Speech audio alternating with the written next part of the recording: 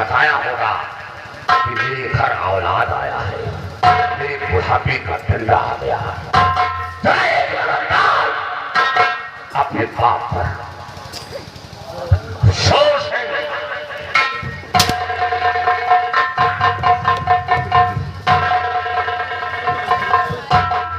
ये कौन है? ये कौन है? जी मेरी माँ है। माँ? इतनी आसानी से कह दिया मेरी माँ है। माँ का मर्तबा तुझे नहीं मालूम। काश माँ का मर्तबा मालूम होता तो ऐसी हरकत नहीं करता। और वो माँ दोनों आंखों की अंधी है, चलने के लिए दूसरों का सहारा लेना पड़ रहा है। और एक ये वही माँ है 9 महीने अपने पेट में रखा, जन्म देने का इंतजार करती रही। फिर भी माँ जन्म देने के बाद सुकून उसे नहीं मिलता, हमेशा अपने बच्चे की परवरिश में लगी रहती है।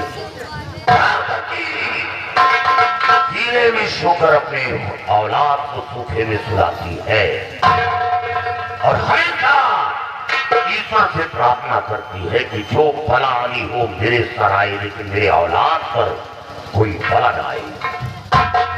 माँ का मर्तबा तुझे नहीं मालूम है। समंदर की गहराई को तो नापा जा सकता है, लेकिन माँ की ममता की गहराई को आज तक कोई पैदा नहीं हुआ जो नाप सके। माँ के अंदर वो ममता होती है। इसे कहा गया है जीवन साथी।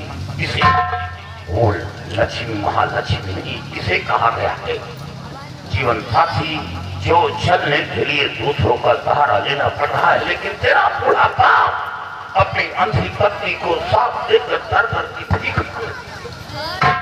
ये नजर था। ये लड़की को बोल, ये मेरी बहन है। बहन? इतनी आसानी से बच्चा तेरी बहन है?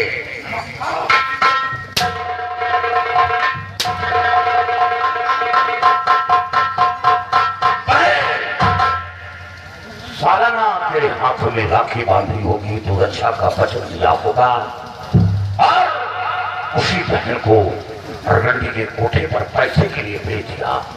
और वो कोठा जहाँ एक बार कोई लड़की पहुंच जाए तो जिंदगी दाग नहीं मिलता। और जिस रास्ते से वो लड़की गुजरती है सीटियां मारते हैं, ताड़ी पीटते हैं, खिल्ली उड़ाते हैं, वो कोठा होता है। तूने अपनी बहन को रंडी के कोठे पर बेचकर वो कलम का दाग लगा दिया। नाला थे औलाद। ये कौन है? ये मेरा छोटा भाई। छोटा भाई मक्का?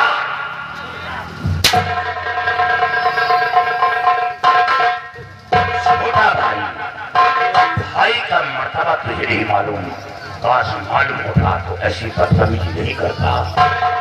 भाई वो होता है जब एक भाई दुनिया से रुखसत होता है तो दूसरे भाई के भुजा का पल टूट जाता है, कमजोर हो जाता है, उसकी आधी शक्ति छिन जाती है। कभी नहीं, शायद याद होगा 14 वर्ष का वनवास राम को हुआ था, लक्ष्मण को नहीं हुआ था। लेकिन राम के साथ लक्ष्मण गया था। वो कौन था? छोटा भाई। छोटा भाई। और ये कौन है? छोटा भाई। वो छोटा भाई अपने बड़े भाई के लिए क्या किया और बड़ा भाई छोटे भाई के लिए क्या था, और तुम्हें क्या किया? और अपने भाई को मारना चाहता है। नाला घोड़ा जाओ उस महालक्ष्मी को लेकर जाओ, खसी कर जाओ।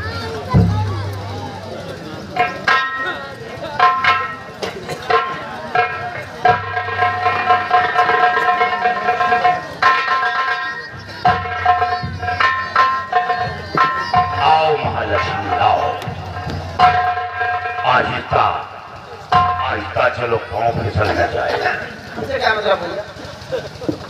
भैया नहीं, दुश्मन बोल, दुश्मन, भैया नहीं। भैया बोलो तो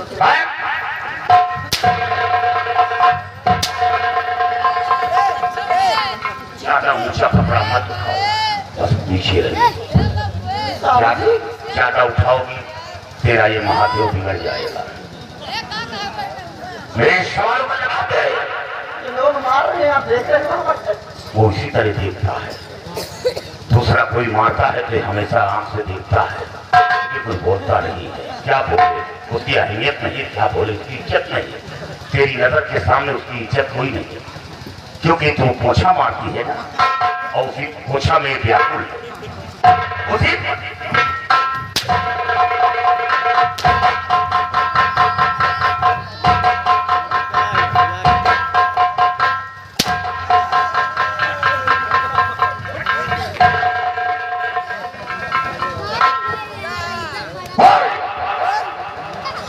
ये कौन है?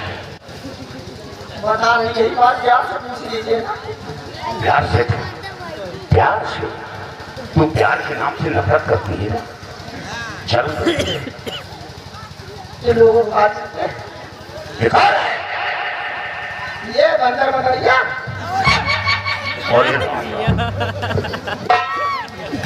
ये सन है कि कोई मर्ज पकड़ लिया, बीमारी है। जरा एक बात है, बोल कौन है ये?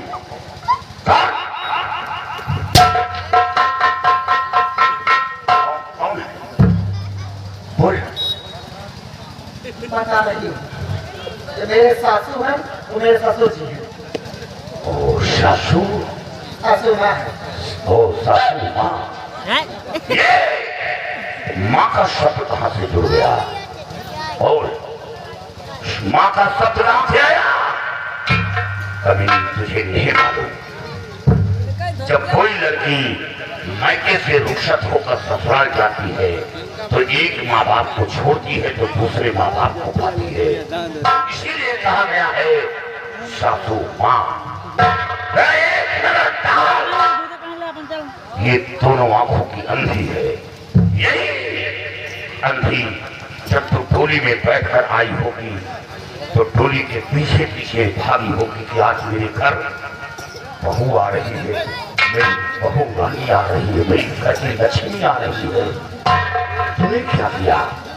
अपनी अंधी सास को दर दर की ठोकरें खिलाया, जुल्म उठाया, कहर ढाया। इसे कहा गया है जीवन साथी। कमली अपनी माँ के कोख से जन्म लेकर अपनी माता को गंदा कर दिया। ये लड़की कौन है? ये मेरी ननद है। ननद क्या होती है? ननद एक बेटी की समान है। बेटी के समान कितना ख्याल है। अरे कमली, जब कोई लड़की मायके से ससुराल पहुंचती है तो सबसे पहले ननद का सहारा लेती है। सबसे पहले ननद सामने आती है, याद रखिए, हर रास्ते को बताने वाली ननद होती है, हर मोड़ पर सहारा देने वाली ननद होती है। आगे आगे ननद चलती है तो पीछे भाभी चलती है। याद रखिए, भाभी के ऊपर कोई कष्ट आता है, कोई परेशानी आती है तो सबसे पहले ननद दाखिला देती है। वो अपने घरवार को छोड़कर सबसे पहले अपने भाई और भाभी के तरफ भागती है। तुमने क्या किया? ऐसे नारी पर पूरे रंडी के कोठे पर भेज दिया। अब दोष है हमें। ये कौन है? ये मेरा देवर है। देवर क्या होता है? देवर बेटे के समान होता है। बेटे के समान होता है। तूने अपने देवर को मारना चाहा, कभी नहीं। देवर का मर्तबा तो बहुत बड़ा है। यहाँ तक तो गीतों में दिया गया है, कहानियों में दिया गया है कि देवर है तो भाभी है, और भाभी है तो देवर है। जो बात अपने पति से नहीं कर पाती वो बात अपने देवर से बता देगी। पूरे अपने पति का राज देवर से बता देगी। यहां तक कि उसका पति खिलाफ होता है तो सबसे पहले देवर से शिकायत करती है, बाद में अपने पति से करती है।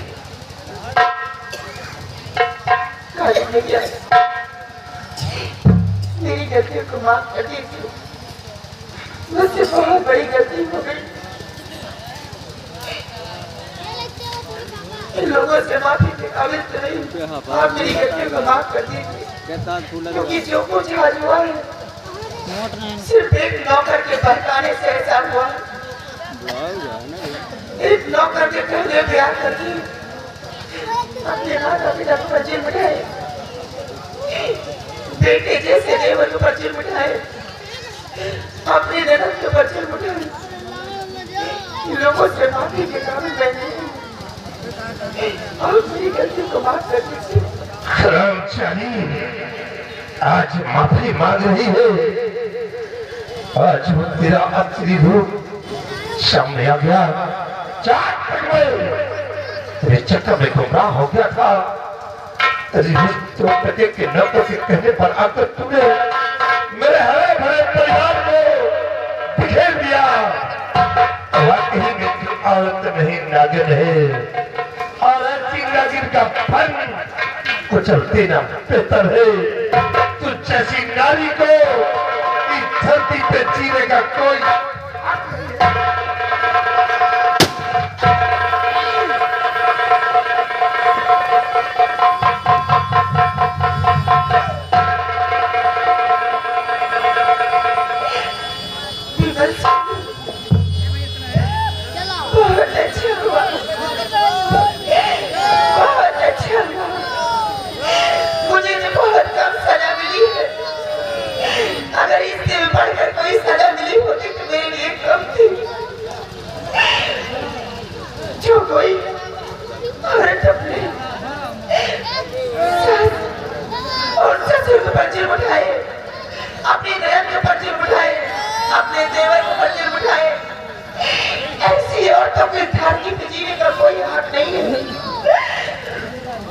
तो आखिरी वक्त में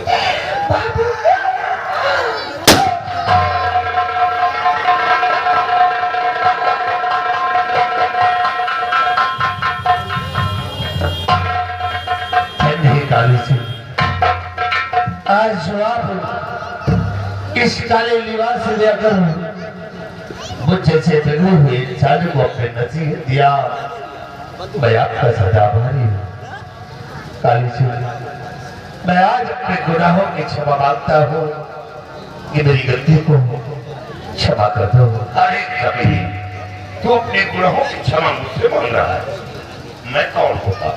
मेरे साथ गुनाह क्या किया? अरे गुनाह जो किया अपने माँ बाप के साथ किया, अपने गुनाहों की माफी अपने माँ बाप से मांग। मैं कौन होता हूँ? मेरे साथ ऐसा किया। सत्य कहते हैं लेकिन कैसे लोगों से माफी मांगो? जिस जवान से इन्हें भला बुरा कहा, घर से बेघर किया, तो आज कैसे माफी मांगो? बाबूजी, माँ, बहन, भैया, माँ का दिल देख, देख माँ का दिल। हाँ बाबूजी, आज मैं अपने गुनाहों की क्षमा मांग रहा हूँ। हो सके तो मेरी गलतियों को माफ कर दो बाबूजी। आज मैं अपने किए पे पछता रहा हूँ, मुझे माफ कर दो बाबूजी।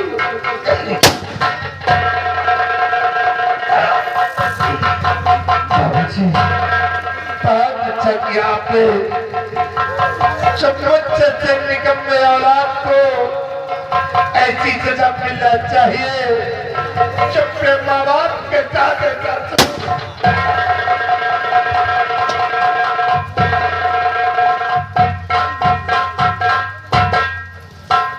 ठाकुर साहब, ये आपने क्या किया? अपने बेटे को जान से खत्म कर दिया। ये आपने क्या किया? कौन बेटा? किसका बेटा? अरे बेटा तो तेरा ये है, विमल सिंह, जिसको मैंने पैदा भी नहीं किया। वो मेरे लिए, मेरी खोज के लिए भूखा प्यासा तड़पता रहा और जंगल की खाद छानता रहा। बेटा तो मेरा ये है। ठाकुर साहब, आज आपका परिवार देख करके मुझे भी हमारा परिवार याद आ गया। मैं 2 भाई था, एक हमारा बड़ा भाई था, हमारी भाभी थी और भाभी के गोद में एक छोटा सा मुन्ना था। हमारे गांव का ही रहने वाला जमींदार लाखन सिंह था, लेकिन लाखन सिंह करता क्या था, वो गांव से गरीब किसान की बेटियों को अपने हवेली पर बुलाता था और उनकी इज्जत को लूट करके हवेली से भगा देता था। वो बेचारी मारे शर्म के आत्महत्या कर लेती थी। ये बात हमारे भाई को बुरा लगा। उन्होंने लाखन सिंह के खिलाफ आवाज उठाया, लेकिन लाखन सिंह उसी लड़की के खून के इल्जाम में हमारे भाई को फंसा दिया। हमारे भाई को जेल हो गया। जब कुछ दिनों के बाद वो जेल से गांव वापस आया तो लोग तरह तरह की बातें करने लगे। वो लोगों की बातों को बर्दाश्त नहीं कर सका। अपने बीवी और बच्चे को लेकर के अपना गांव छोड़कर ना मालूम कहां चला गया। भाई के जाने के बाद हमने उन लोगों की बहुत तलाश किया, लेकिन आज तक कोई पता नहीं चला कि वो लोग दुनिया में जिंदा है या कि हमेशा हमेशा के लिए वो खत्म हो गए।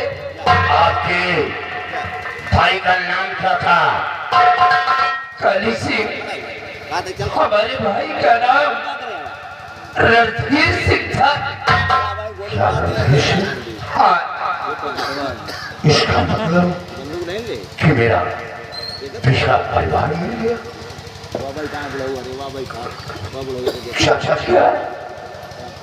मैं कोई और नहीं बल्कि रणधीर सिंह का बेटा काली सिंह। इसका मतलब कि हमारा भतीजा भी जिंदा है। चाचा जी, बेटा दादा भी।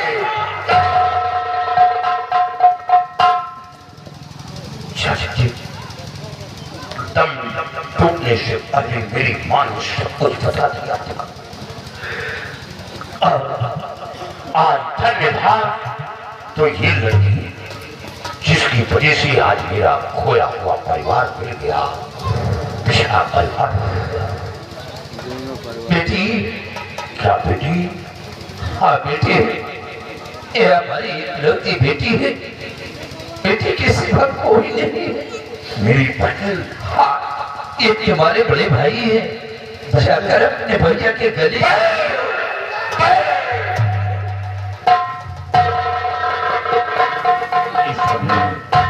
आज हमें एक छोटी सी गुड़िया दे दिया।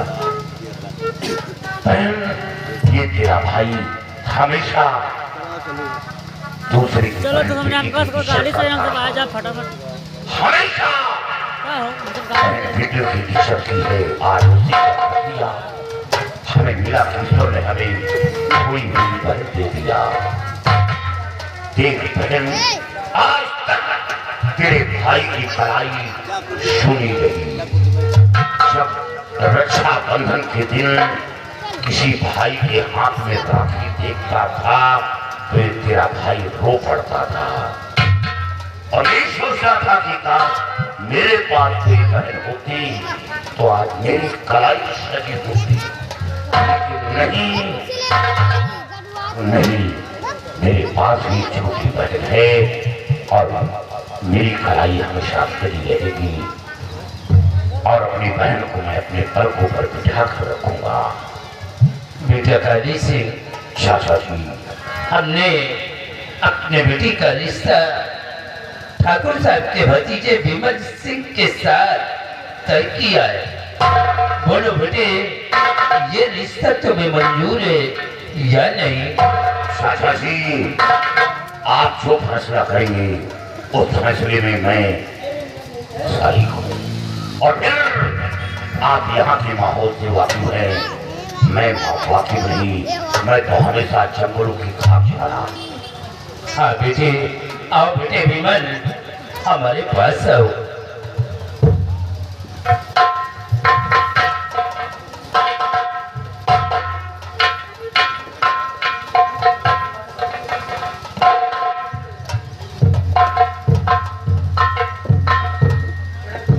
और बेटा काली सिंह, चाचा जी, अब तुम्हें कहीं जाने की जरूरत नहीं है। ये काली वर्दी उतार कर फेंक दो और चल करके हमारे साथ हवेली पे आराम से रहो। चाचा जी, मैं इतनी जल्दी ये फैसला नहीं करूंगा, क्योंकि मेरे गिरोह के अंदर 200 जवान हैं। मेरा गिरोह बहुत बड़ा है। हाँ, हमें भी खुशी है और लालसा है कि मेरी मौत हो तो मेरे परिवार की हो, और मेरी जनाजे में जो कांधा दे मेरे परिवार के होते। चाचा जी, हमें खुशी है और मैं जाऊंगा घाटी पर अपने साथियों से बात करूंगा। बात करने के बाद अपने आप को कानून के हवाले करूंगा। फिर इंसाफ होकर मैं अपने परिवार के साथ अपनी जिंदगी बिताऊंगा। बाबा, मैं आपसे कुछ बातें करना चाहता हूँ। बाबा,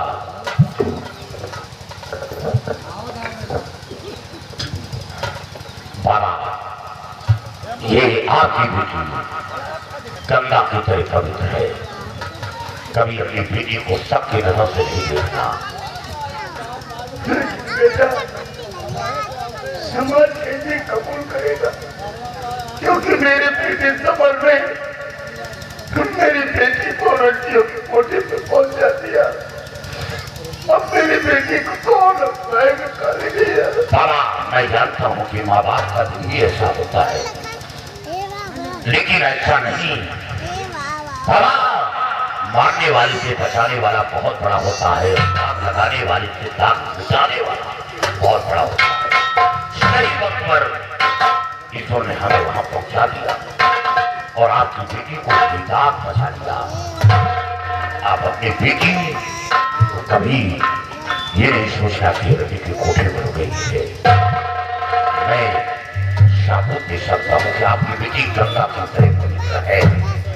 और बाबा, चाचा जी, हमें इजाजत चाहिए, क्योंकि मेरे साथी इंतजार करते होंगे, क्योंकि मैं अटेंडर इस लड़की को लेकर यहाँ आया हूँ। मैं चल जाऊंगा। भोला सिंह, चलो सबसे पहले पति भी मान लो। आओ।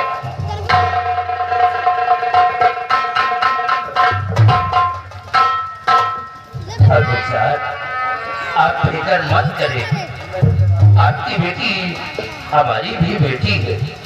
हम बेटी के लिए कोई अच्छा सा लड़का तलाश करके बेटी के हाथ पीले करके बेटी को ससुराल में भेजूंगा। आओ हमारे साथ।